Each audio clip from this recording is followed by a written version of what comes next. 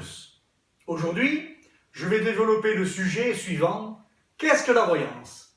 La voyance est la faculté de perception sensorielle qui permet de prédire par imprégnation de l'individu d'un lieu son futur.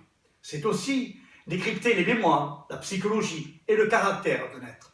La voyance permet aux praticiens de voir ou de percevoir, par flash visuel ou auditif, le passé, le présent et le futur.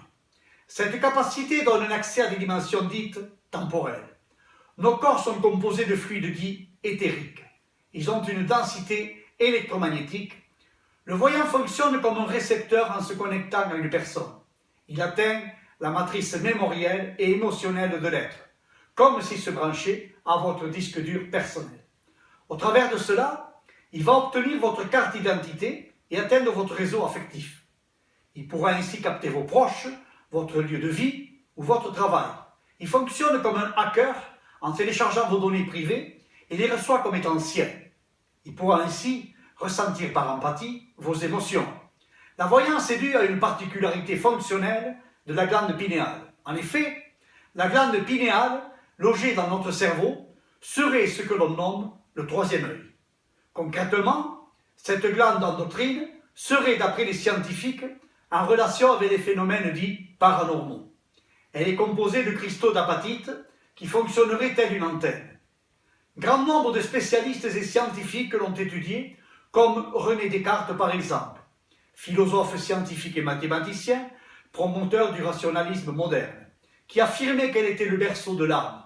D'autres affirment qu'elle est capable de capter les radiations électromagnétiques des astres et de produire certaines substances tels des neurotransmetteurs qui stimulent l'activité physique et mentale. Elle pourrait aussi capter les champs électromagnétiques de la troisième dimension, la nôtre, mais aussi d'autres dimensions de l'univers, permettant ainsi d'accéder aux champs spirituels et subtils. Selon la théorie des supercordes en physique quantique, il n'existerait pas moins de 11 dimensions différentes dans l'univers, et une communication entre elles serait possible. Donc, la glande pinéale serait capable de détecter des dimensions invisibles aux yeux ordinaires, et cet organe serait lié à la clairvoyance, la télépathie et la capacité d'entrer en contact avec d'autres dimensions, comme les médiums spirites le font lors de la communication avec les défunts.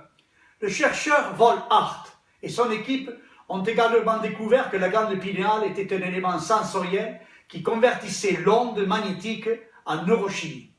Ainsi, elle coordonne le rythme et serait alors confrontée au temps. C'est l'unique organe du corps qui est confronté à la quatrième dimension, l'espace-temps.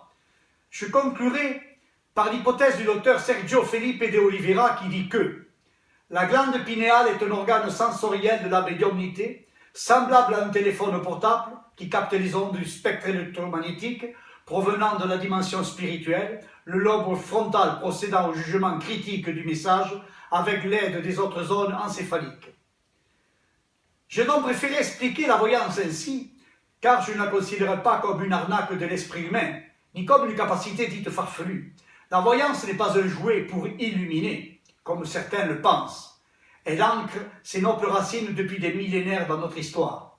On retrouve la mention de voyant, ou rishi, dans les textes védiques les plus anciens.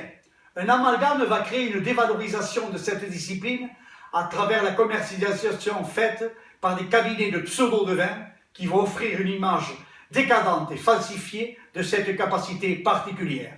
Merci de votre écoute et à bientôt.